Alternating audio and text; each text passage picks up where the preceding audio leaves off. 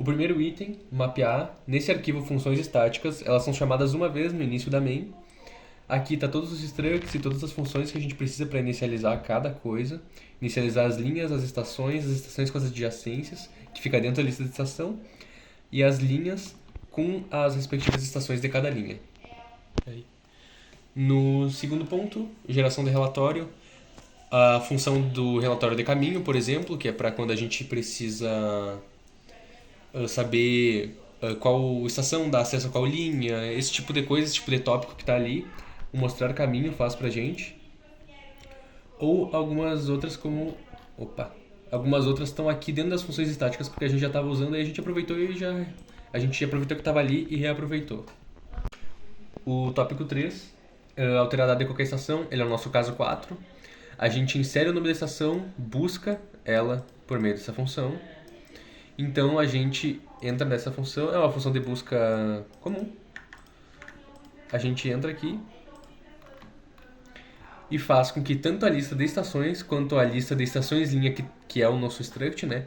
Dentro, que é a estação de cada linha, tem uma linha dedicada para estação e uma lista dedicada para linha. Dentro da linha, a gente tem estações que são respectivas a cada uma dessas linhas. Então a gente muda tanto dentro dessa quanto na linha principal, na lista principal. O próximo tópico, ao longo dos anos novas estações são criadas. Então a gente vem aqui em criar estação. Quando a gente cria a nossa estação, assume ela numa lista normalmente. E aqui a gente define em qual linha a gente quer que essa estação esteja. Se origem for nulo, ou seja, se for a primeira, caso a gente exclua todas, né? Ele recebe essa nova estação que retornou aqui de criar a estação origem. Se não, a gente simplesmente vem para essa função e coloca para dentro da linha a estação, assim como para a lista principal. No próximo tópico, tópico 5, de fechar permanentemente ou por questão, o que ele faz é que, aqui nesse caso 2, ele busca a estação que a gente quer excluir e ele exclui. É uma função normal de exclusão, ele dá um free, e ele busca a estação e dá um free. É simples. É como outras funções de excluir que a gente também já fez.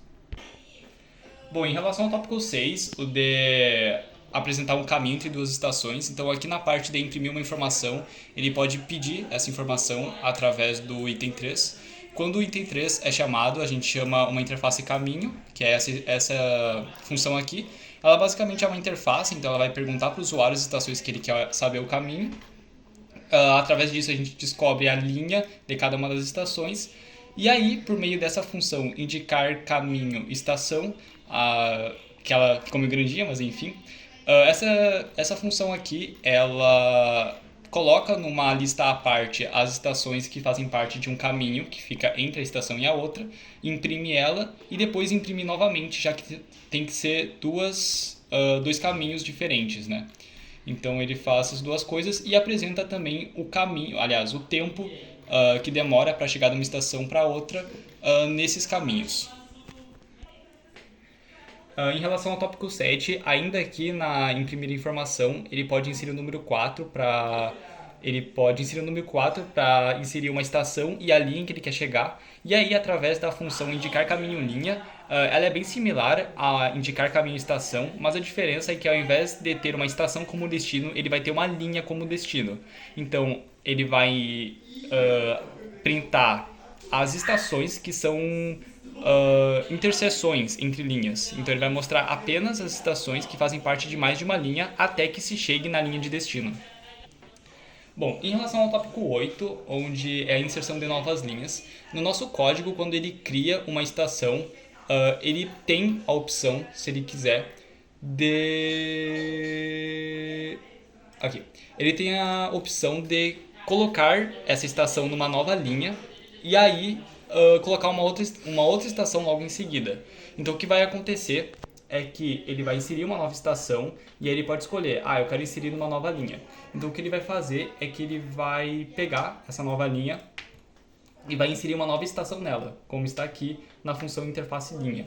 Então ele vai inserir essa nova estação nessa nova linha e aí vai ficar com duas estações. É assim que ele consegue inserir novas linhas no grafo.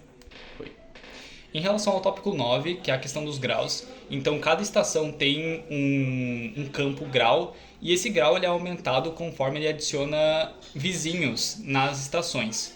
E aí, se ele quiser mostrar esses graus, ele pode clicar aqui na opção 5, então estações com maior grau. O que vai acontecer é que ele vai chamar a função mostrar estações grau.